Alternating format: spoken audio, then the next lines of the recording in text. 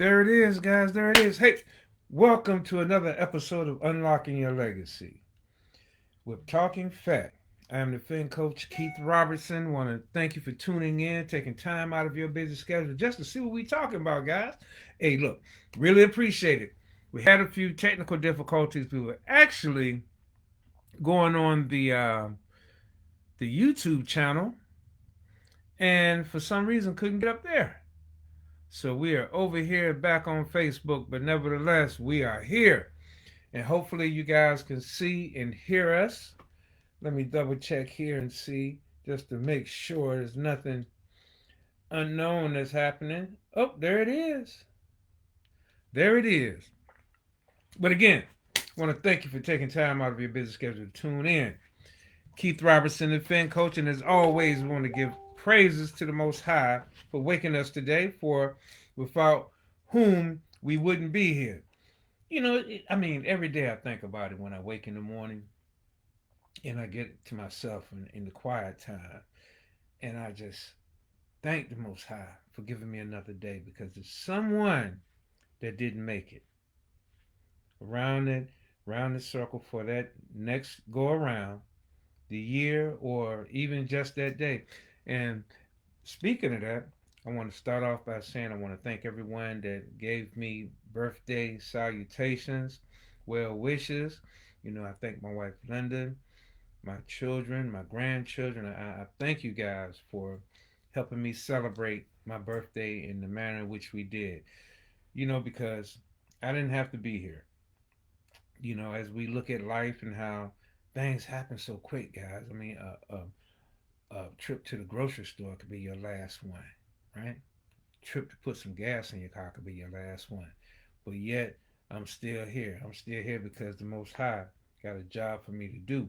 And my job today is to have a conversation with you. So, look, I want to talk about a few things that are happening in the economy. I just want to start right there.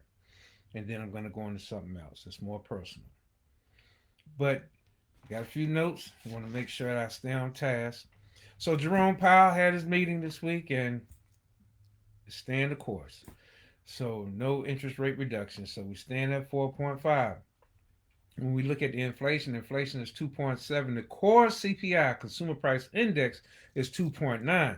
So that's the pretty much the inflation if you take out food and energy. So Jerome said he's not seeing any indication or stating he's not going to state whether in September if they're going to decrease the rate or not.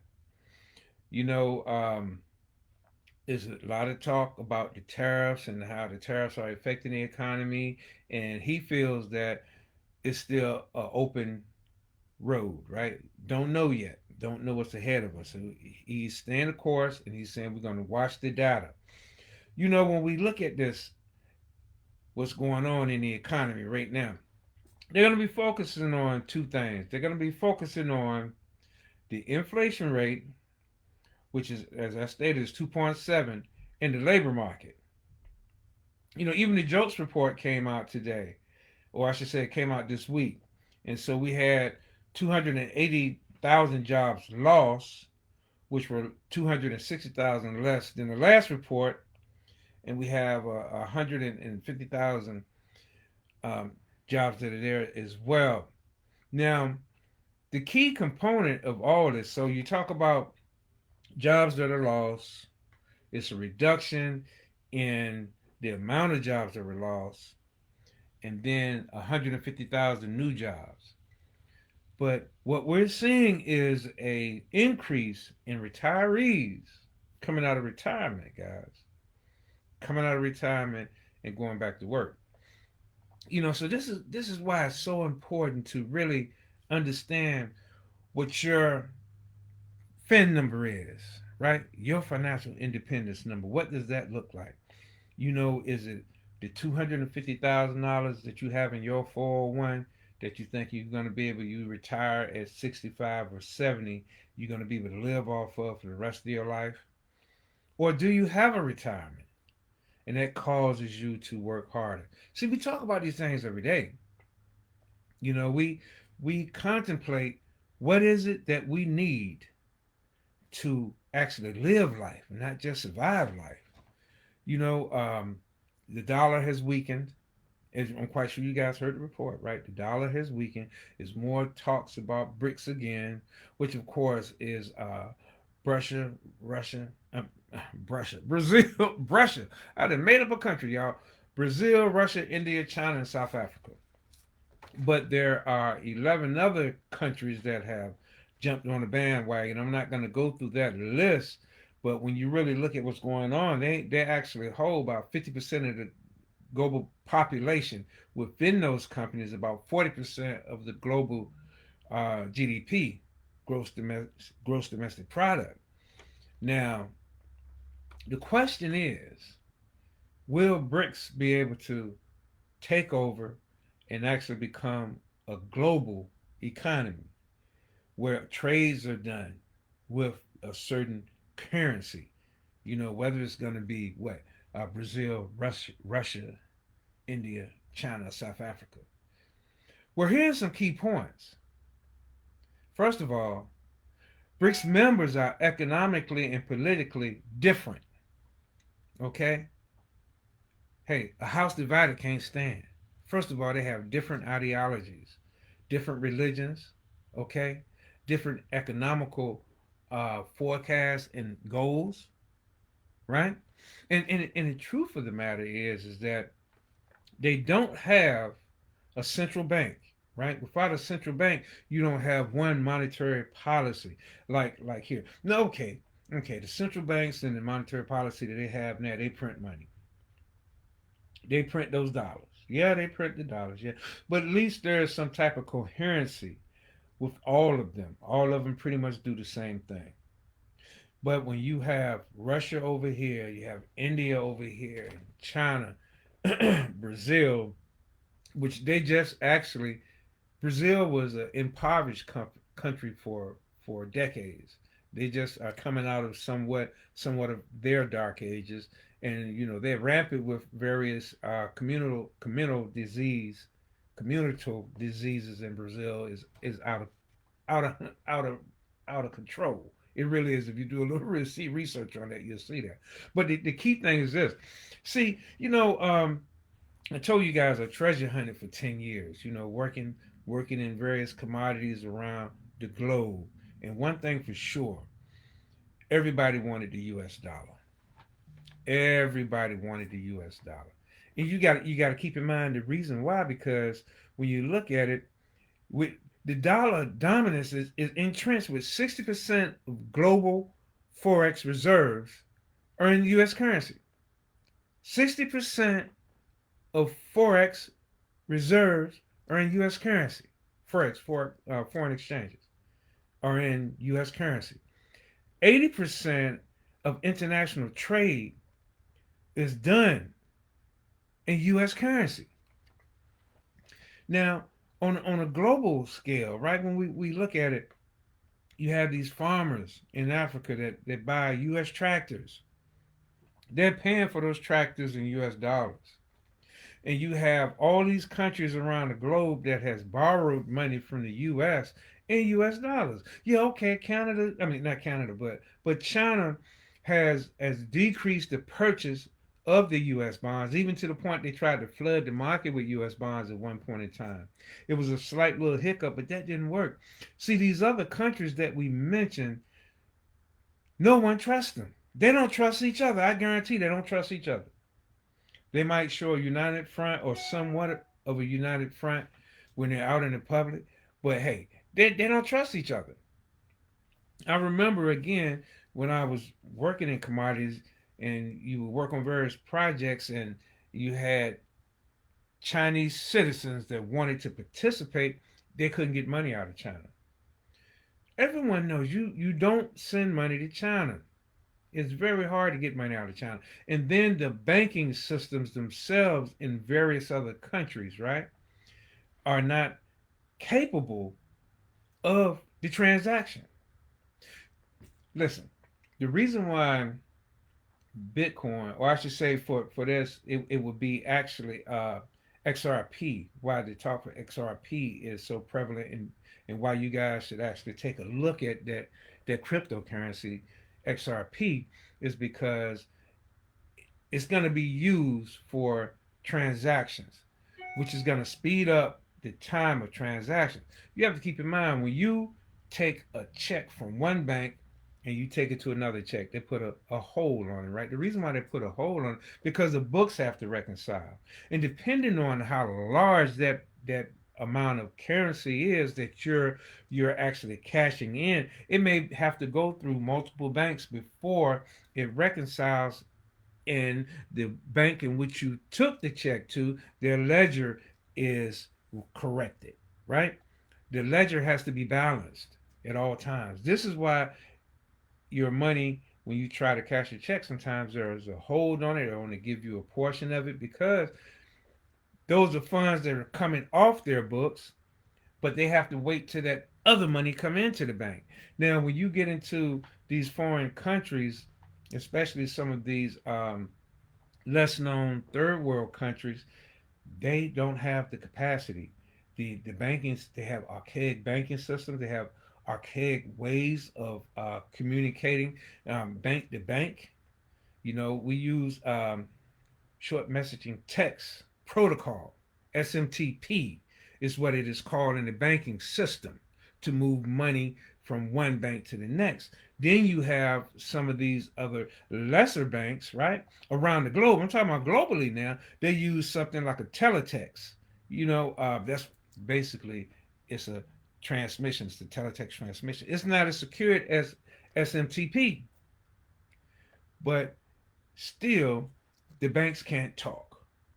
You have to have one global currency that can talk to the banks. And what we have now is the major banks use SMTP. But anyway, I don't want to get technical with you guys as far as the banking system and how the banks actually work. But see, this is another reason why financial literacy is so important. But we'll get to that in a moment.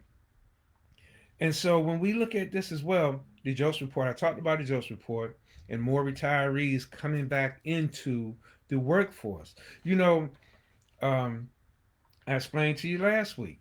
You have your money in the bank, right? You have your money in the bank. Then the market does a 50% decrease. Here's my visual again, right? Now you lost half your money. Well, what if the market recovers by 50%? Okay, the market recovers by 50%. But again, now where are you? You still at a 25% deficit, right? You still at this 25% deficit. That only thing that can cure that is time. Now, if you're playing in the stock market with dollars for retirement, and if you have a loss, because actually they're stating that the market will be doing a correction, it's all-time highs, guys. It's getting higher and higher and higher. You got to realize that plane is going to run out. Now, all indications are that we're fine, and everything is strong in the market, and it's going to continue to go higher. But sooner or later, guys, it's going to correct. Now, can you afford to lose that? Can you afford to lose it in your 401k plan? In your IRAs, can you afford to lose it? In the stock market, can you afford to lose that if you have your money? Because you have to keep in mind that traders lose 80 to 90% of the time.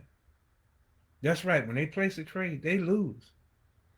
Now, I'm not talking about the market makers like these big financial institutions. They control the up and down of the market. But I'm just saying traders lose 80 to 90% of the time. Yes, there's been some ones you see online with these miraculous numbers and how they're winning. But the thing about it is, in trading, here's the key. Hope you got your pen out tonight. Here's the key. You may lose, but you lose small, right? But when you win big. That's the key to a successful trader. Because you can't beat the market. It's like going to Vegas. You're going to lose. If you stay there long enough, you're going to lose. You're not going to always win. It's like playing golf. You're not going to always win. And the market is the same way. Now they're using now AI technology where you see more, you can see the volatility in the market more readily, yes, and possibly make moves quicker, right? With AI technology, yes, but still it's the unknown because people make decisions on emotion, right? People make decisions on emotion. And if you have, just look at GameStop. We go back, remember GameStop? That was done on a joke, a whim, you know? And you look and see it was like what they call it, pump and dump. They pump that stock up, and then what happens, you got to keep in mind, most traders, right? Most traders, what they'll do is they want to see the trend in the market. Once they see everybody on this side of the boat, then they run over. But when there's a pump and dump, when you run over, now I shouldn't say most traders. I shouldn't say most traders. I'm gonna say in trading in general, okay? When there's a pump and dump, you run over to the side of the boat because you see everybody else over there. But as soon as you run over, you got a few people that run to the other side and they win. Where the majority of the people they lose, right? Because they jump in when the stock is up here, right? They buy the stock thinking it's going to go higher. But what happens? When you dump that stock, then it goes down and people lose their money. But this is what happens every day. But the question is, what are you going to do? When we look at again, the Fed, they're not going to lower the rate, so the rate is going to stay at 4.5. But what they're talking about is where the banks get their money from. You're still borrowing money at 6.72 for homes. Your credit card rates have gone up in the 20s. Car loans are increased as well. You kind of, they've increased, but not that much. But I'm talking about as far as buying a single family home, you had about a 6.75 interest rate on a 30-year fixed mortgage.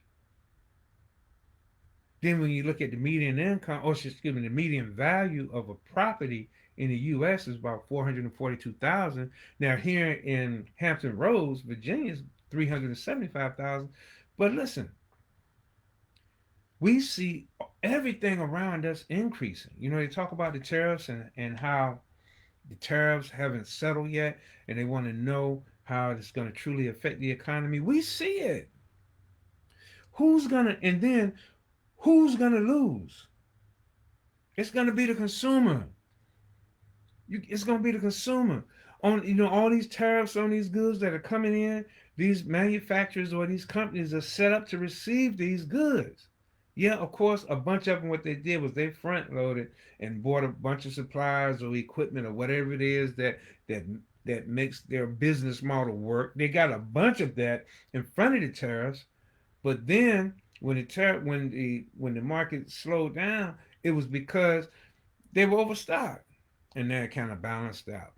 Where it was at a deficit, I think a 5% decrease, and now it's at about a 7% increase. It kind of balanced out. But the question is, what are you going to do? As you see all the signs, the stock market, as we say, is on a terror going up. Now, we talked about what happens when that pullback. We talked about retirees that are having to come back into the workplace because they begin to realize that the money that they had planned for retirement is not going to be enough to live off of in the future. Now, what about you? Do you have a plan? Do you have a plan? Because tomorrow is not promising. And I talked about this earlier today. Tomorrow is not promising. You have to have a plan for the future. You have to get an understanding of how banks work. You have to get an understanding of how money works. You have to get an understanding of how investing works. You have to get an understanding how taxes work. You have to get an understanding and know this to be true, that it takes 2.5 incomes to run a household in the U.S. today. We're talking about $107,000 basic to run a household, with the average income around about 76,000. So listen, guys.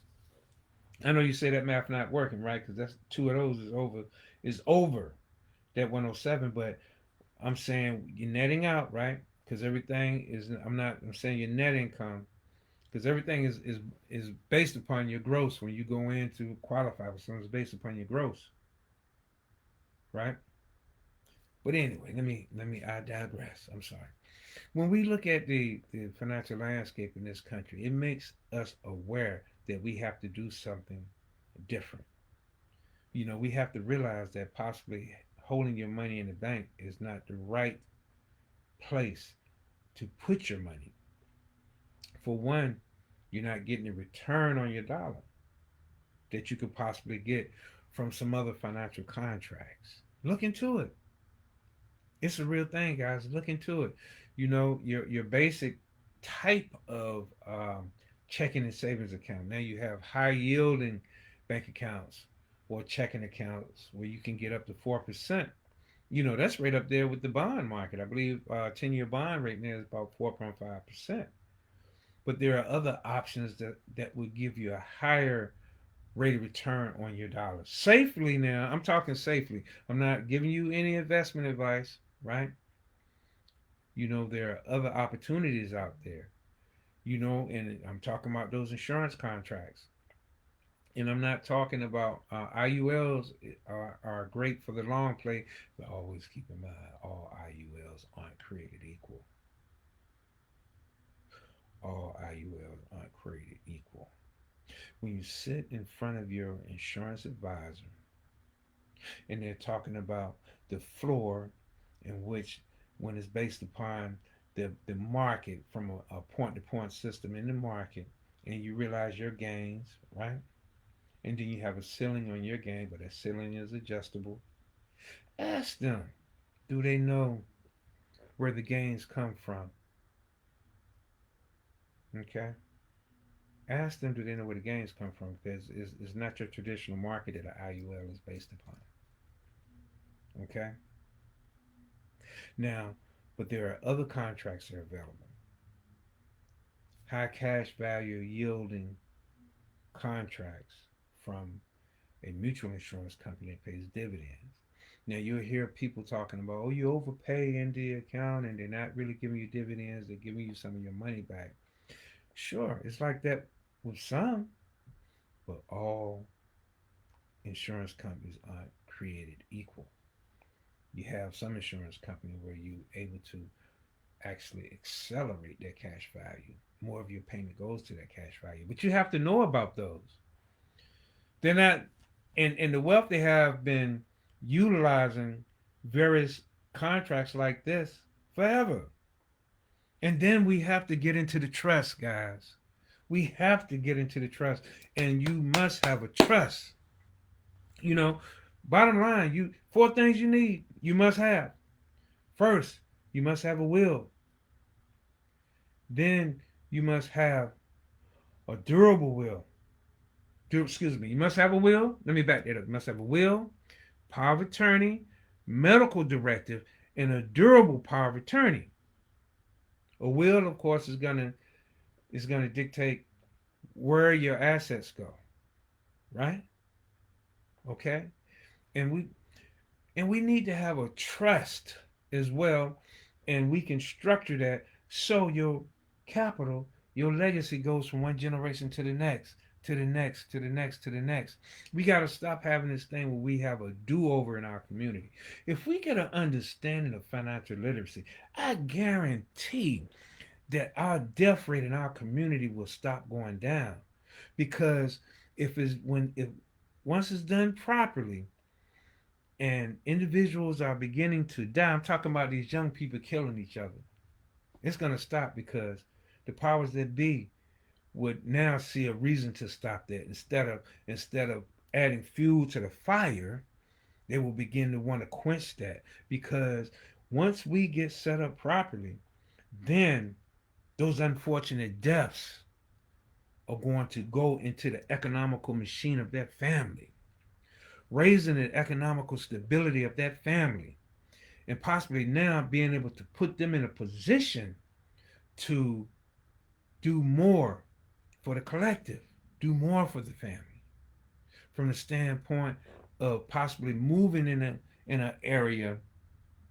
that doesn't have such a high crime rate, where the drugs are just being allowed to be pushed, right? See, these are the things that we got to think about, guys.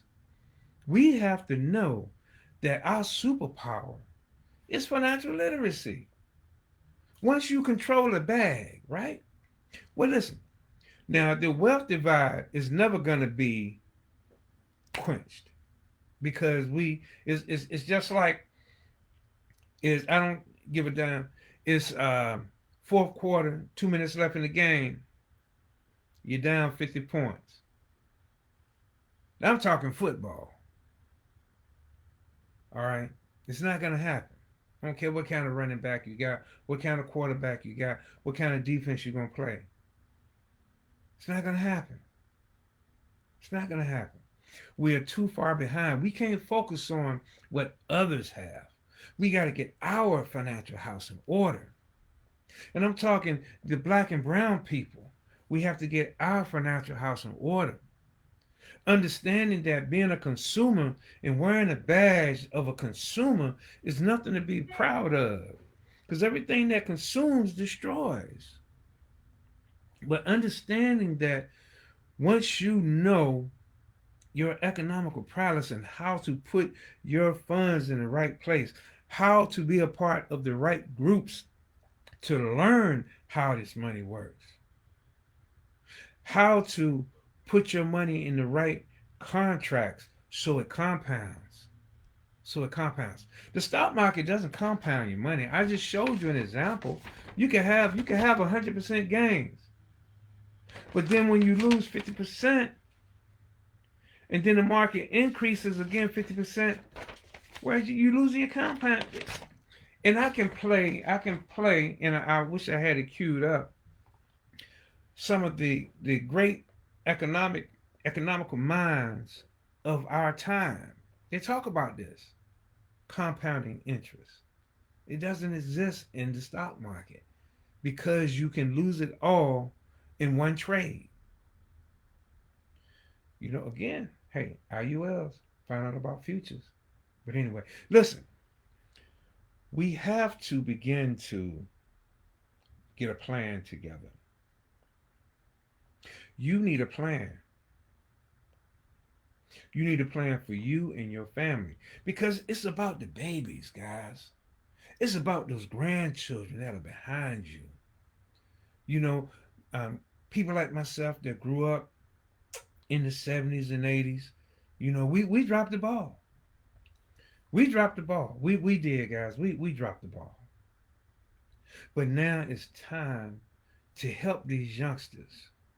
Even though they're hard headed. I know they're hard headed, and a lot of them don't want to listen. But I tell you this though, there are a lot of them that will.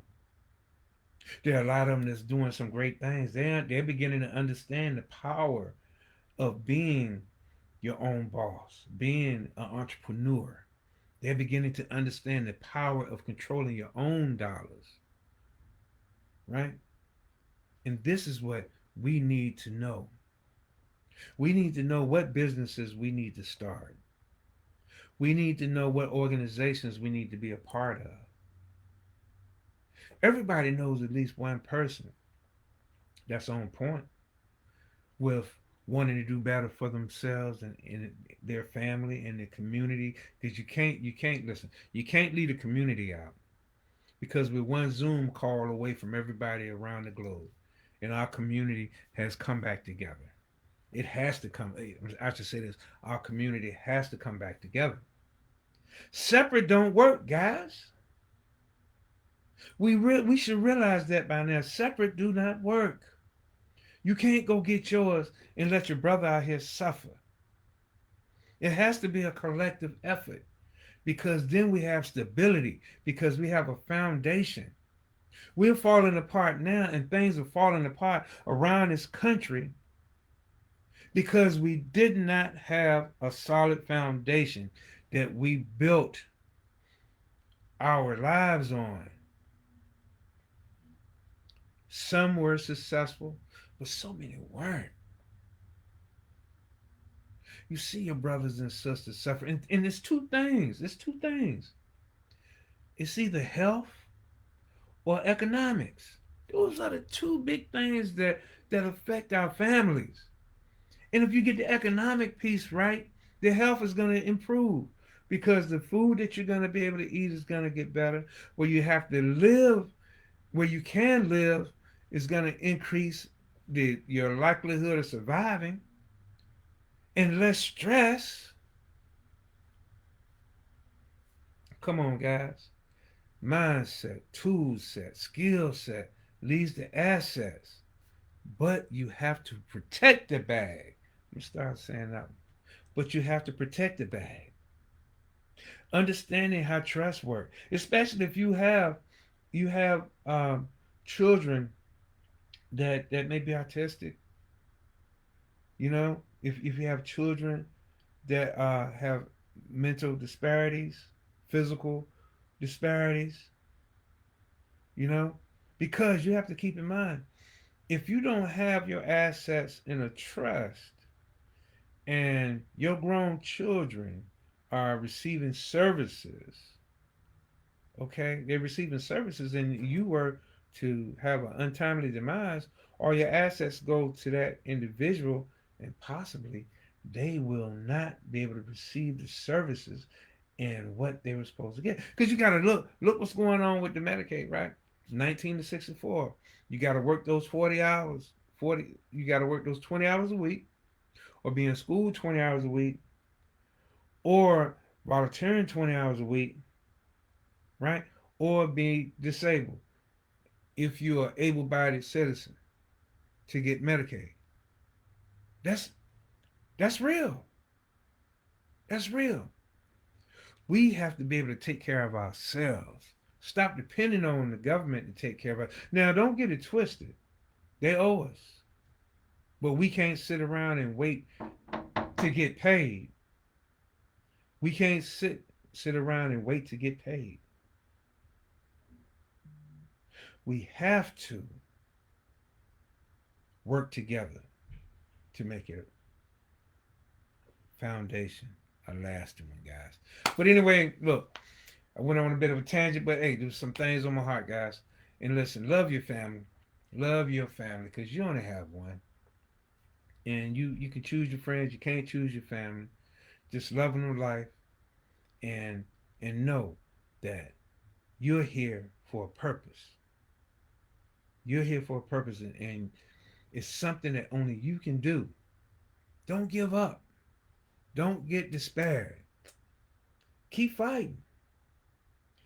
Seek your gifts and talents and put them to work. You know what's in here. You know what's in here. All those books, those inventions, those businesses, that motivational speech, that poem, that rap that uplifts. Who's out there that can write that rap that can uplift a nation? Because they've already programmed that lower vibration rap to destroy a nation. It could be you. Don't never give up. While I'm here and I have breath in this body, I'm going to continue to push forward. I'm going to continue to see who I can help. But most importantly, I'm seeking to be the best man that I could possibly be.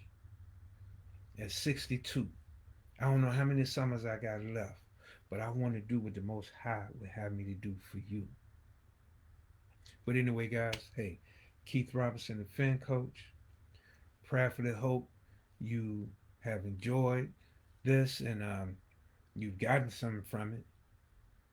And I hope you come back next week. Come back next week, and we're going to either be here or on YouTube.